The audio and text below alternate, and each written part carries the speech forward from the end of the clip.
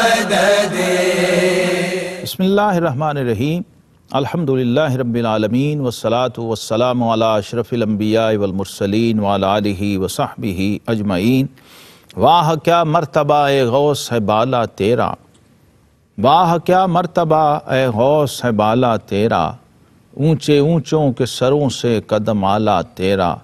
اور سر بھلا کیا کوئی جانے کہ ہے کیسا تیرا، اصفیا ملتے ہیں آنکھیں وہ ہے تلوہ تیرا، اور سکر کے جوش میں جو ہیں وہ تجھے کیا جانے، خضر کے ہوش سے پوچھے کوئی رتبہ تیرا۔ گرامی قدر ناظرین، حضرت غوث اعظم محبوب سبحانی قطب ربانی سیدنا شیخ سید عبد القادر الجیلانی الحسنی الحسینی قدس سرہ العزیز، آپ کے علمی مقام و مرتبہ اور آپ کی تصانیف کے تعارف پر مشتمل اس پروگرام میں ہم حاضر ہیں، اور ہم امید کرتے ہیں کہ اس پروگرام کی برکت سے ہم پیران پیر دستگیر سیدنا شیخ عبد القادر جیلانی رحمۃ اللہ تعالی علیہ کی شخصیت کے ایک بہت ہی اہم پہلو سے روشنی حاصل کریں گے اور آگاہی حاصل کر سکیں گے۔ حضرت غوث اعظم رحمۃ اللہ تعالی علیہ، جیسا کہ مسلمانوں کی روایت رہی ہے، علم شریعت اور علم طریقت دونوں کا حصول ہی علم کہلاتا تھا۔ یہ پھر دور زوال میں ایسا ہوا کہ لوگوں نے کسی ایک سبجیکٹ میں اور کسی ایک ہی جہت سے علم حاصل کرنے پہ اکتفا کرنا شروع کر دیا، اور یہ سمجھا کہ بس علم مکمل ہو گیا اور فارغ التحصیل ہو گئے، جبکہ ہماری مسلمانوں کی روایت یہ رہی ہے کہ ہمیشہ ہمارے بڑے اکابر یہ علم ظاہر اور علم باطن، علم تزکیہ و احسان کے ساتھ ساتھ علوم شریعت اور علوم ظاہر کی تکمیل و تحصیل فرمایا کرتے تھے۔ تو حضرت غوث اعظم رضی اللہ تعالیٰ عنہ تو وہ ہستی ہیں، وہ شخصیت ہیں کہ جو امام شریعت بھی ہیں اور امام طریقت بھی ہیں، اور اپنے وقت کے مجدد بھی ہیں۔ لہٰذا ایک ایسی جامع الکمال ہستی اور امام شریعت و طریقت کے لیے یہ ضروری تھا کہ وہ علوم ظاہر سے بھی آراستہ ہوں اور بتمام و کمال آراستہ ہوں، اور علوم باطن سے بھی پورے اہتمام کے ساتھ اور پورے التزام کے ساتھ آراستہ ہوں۔ لہٰذا حضرت غوث اعظم رحمۃ اللہ تعالیٰ نے اپنے وقت کے جو متداول علوم تھے، جس میں علم قرات ہے، علم تفسیر ہے، علم حدیث ہے، علم فقہ ہے، علم کلام ہے، علم لغت ہے، علم ادب ہے، علم نحو ہے، علم عروض ہے، علم مناظرہ ہے، علم تاریخ ہے، علم انساب ہے، علم فراست وغیرہ علوم میں خصوصیت کے ساتھ وہ شہرت اور ناموری حاصل کی کہ فقہائے بغداد کیا بلکہ علماء زمانہ پر آپ سبقت لے گئے، اور ان علوم کی سند تکمیل آپ نے ماہ ذوالحجہ 496 ہجری میں حاصل فرما لی تھی۔ اور اسی دوران آپ فرماتے ہیں کہ دور طالب علمی ہی میں بھی بغداد شریف، جب میں جامعہ نظامیہ بغداد میں پڑھتا تھا تو اس وقت بھی جب طالب علم کھیل کود میں مشغول ہو جاتے ہیں، فراغت کے اوقات میں جاتے ہیں سیر و سیاحت کے لیے، تھوڑا گھومنے پھرنے، اپنی ریفریشمنٹ کے لیے، تو آپ فرماتے ہیں کہ میں اس وقت تلاش کیا کرتا تھا کہ بغداد شریف میں صوفیہ کرام اور اہل حال اولیاء کا حلقہ کہاں لگتا ہے۔ چنانچہ وہ کہتے ہیں کہ ایک سرکہ کی دکان تھی جہاں پر حضرت شیخ مسلم بن حماد بن مسلم دباس رحمۃ اللہ تعالی علیہ، عام طور پہ حماد دباس آپ کو کہا جاتا تھا، آپ کے پہلے شیخ طریقت بھی ہیں اور آپ کے مربی ہیں، جن سے آپ نے تربیت حاصل کی، زہد کی اور تقویٰ کی اور ذکر و فکر کی ابتدا وہاں پر باقاعدہ ہوئی۔ اسی جگہ پر ایک پردہ پڑا ہوتا اور اس کے پیچھے صوفیاء بغداد، اہل حال، اہل طریقت اور طالبان سلوک وہاں پر اپنے شیخ کے حلقہ میں حاضر ہوتے اور ذکر و فکر کی کیفیات ہوتی۔ تو آپ فرماتے ہیں کہ علوم باطنی کا آغاز میں نے باقاعدہ طور پہ وہاں سے کیا،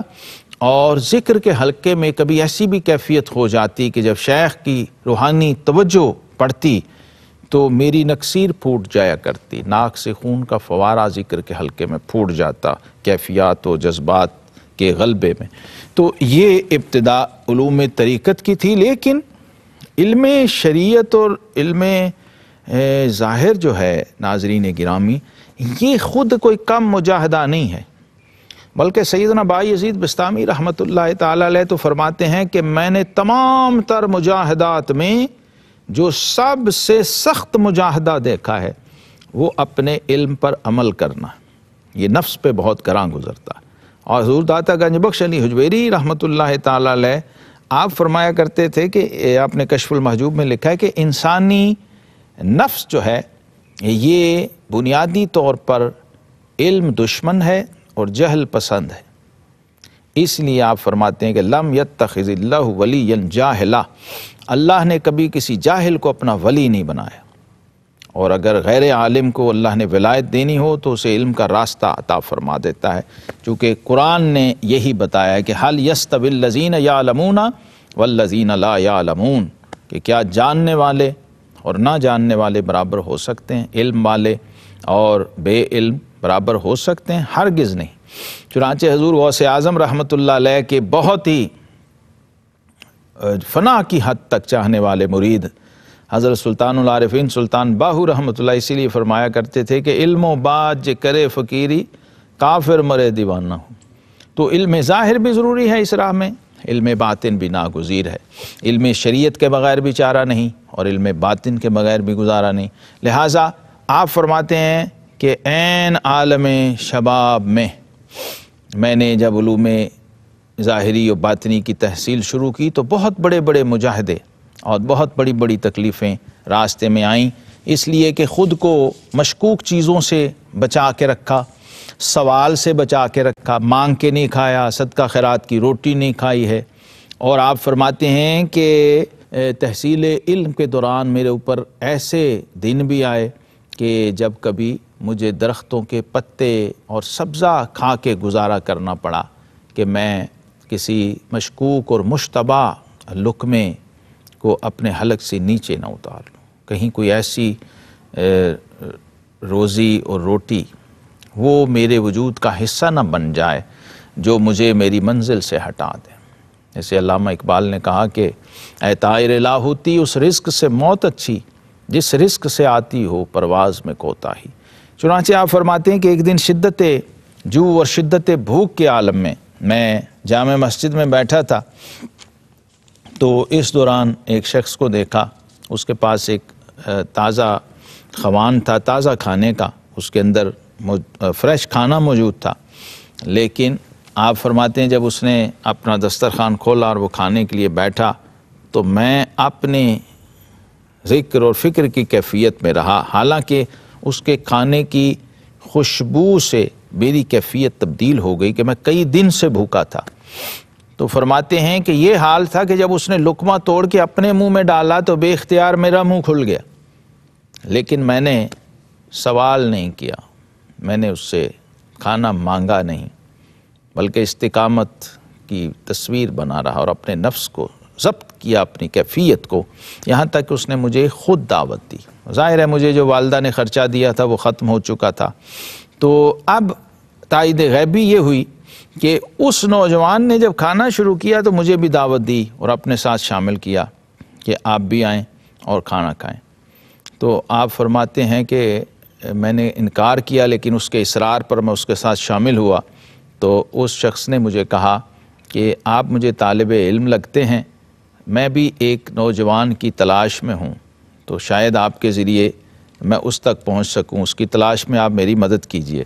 تو آپ نے پوچھا وہ کون ہے؟ تو اس نے کہا کہ وہ نوجوان گیلان کا رہنے والا ہے، شیخ عبداللہ سومئی کا نواسہ ہے اور یہاں بغداد میں حصول علم کے لیے آیا ہوا ہے، تو آپ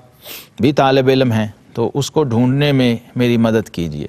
تو حضور غوث اعظم رحمۃ اللہ علیہ نے فرمایا کہ وہ طالب علم شیخ عبداللہ سومئی کا نواسہ تو میں ہی ہوں اور میرا ہی نام عبدالقادر ہے۔ تو اس نے کہا کہ آپ کی والدہ نے مجھے 6 اشرفیاں دی تھیں اور کہا تھا کہ میرے بیٹے کو تلاش کر کے یہ اس کو پہنچا دینا، تو یہ میں نے آپ ہی کی اشرفیوں میں سے کھانا خریدا تھا کیونکہ میرا زاد راہ ختم ہو چکا تھا۔ لہٰذا حضور غوث اعظم رحمۃ اللہ تعالیٰ علیہ کی سیرت نگاروں نے لکھا ہے کہ آپ نے اللہ کا شکر ادا کیا اور اس بھائی سے کہا کہ آپ بھی کھائیں، خود بھی کھایا، اور وہ جو باقی اضافی اشرفیہ تھی وہ جا کے اپنے ساتھی طالب علموں میں اور مستحق لوگوں میں پھر تقسیم کر دیں، اسے جمع نہیں کیا اپنے پاس۔ حضور غوث اعظم رضی اللہ تعالی عنہ نبی کریم علیہ السلام کے اس ارشاد گرامی کی تصویر بن کے سامنے آتے ہیں تحصیل علوم کے باب میں کہ طلب العلم فریضۃ علی کل مسلم، علم حاصل کرنا میرے ہر امتی پر فرض ہے، ہر مسلمان پر فرض ہے۔ لہٰذا آپ نے اپنے وجود، اپنے نفس، اپنی روح اور اپنے قلب کی اصلاح، شفا اور اتقاء کے لیے اس راہ مستقیم کو چنا،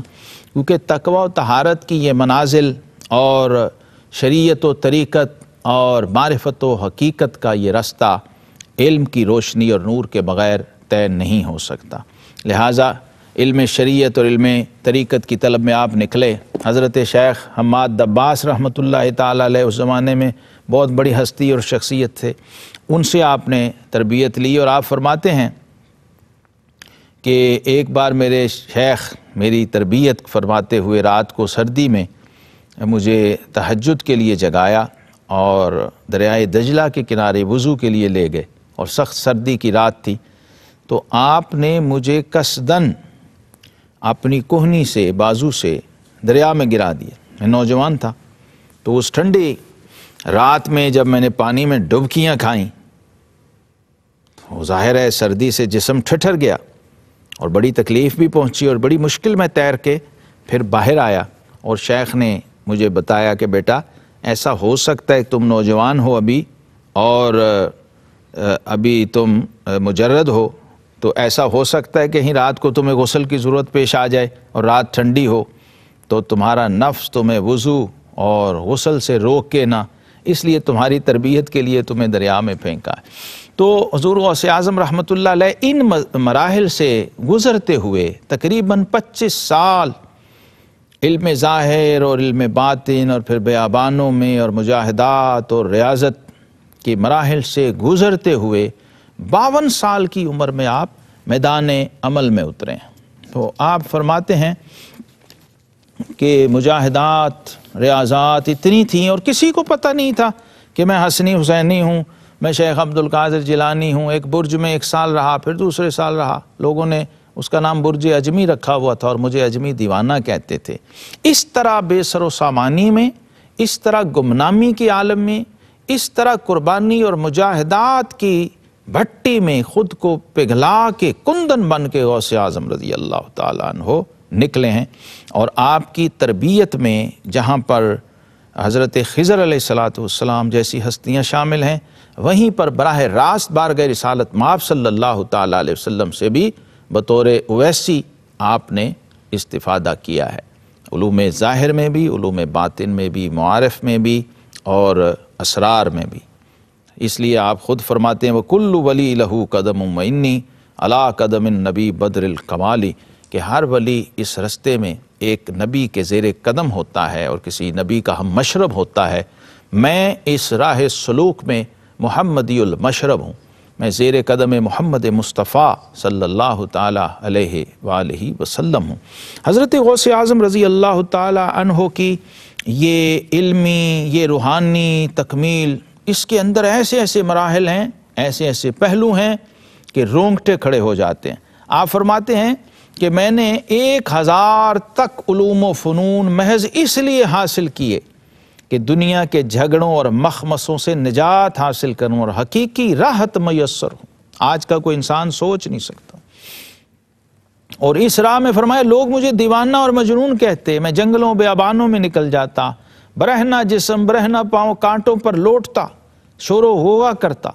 تمام بدن سے خون جاری ہو جاتا، لوگ مجھے اٹھا کے ہاسپٹل شفا خانے میں لے جاتے، لیکن میری حالت اور بگڑتی رہتی تھی۔ تو اس کے باوجود بھی کیفیت کیا ہوتی تھی کہ مریض عشق پر رحمت خدا کی، مرض بڑھتا گیا جوں جوں دوا کی۔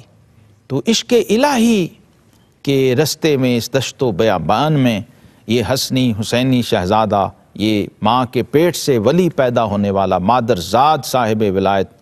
یہ پہلے دن روزہ رکھنے والا بچہ یکم رمضان کو پیدا ہو کے شب بیداریاں بھی کی، نفس کشیاں بھی کی، وجد کی اور جذب کی کیفیات میں بھی رہے، نفس و شیطان نے رکاوٹیں بھی ڈالیں اور ان سے جنگیں بھی لڑیں۔ حضور غوث اعظم فرماتے ہیں شیطان کے ساتھ باقاعدہ میری فزیکلی جنگ بھی ہوئی، وہ مجسم ہو کے میرے سامنے آ گیا، لیکن آپ فرماتے ہیں کہ جب اس نے مجھے وسوسہ ڈالا اور کہا کہ غوث اعظم تمہیں تمہارے علم نے بچا لیا ہے، تو آپ نے فرمایا کہ میں نے کہا نہیں، ھذا من فضل ربی، یہ وہ علم و معرفت کا کمال تھا جو نفس و شیطان کے پھندوں سے اور حملوں سے اور وسوسوں سے انسان کو اور اولیاء کرام کو، اہل سلوک کو بچاتا ہے۔ حضور غوث اعظم رحمۃ اللہ تعالی علیہ کے علمی کمالات اور آپ کی تصانیف کے تعارف کا سلسلہ ناظرین جاری ہے،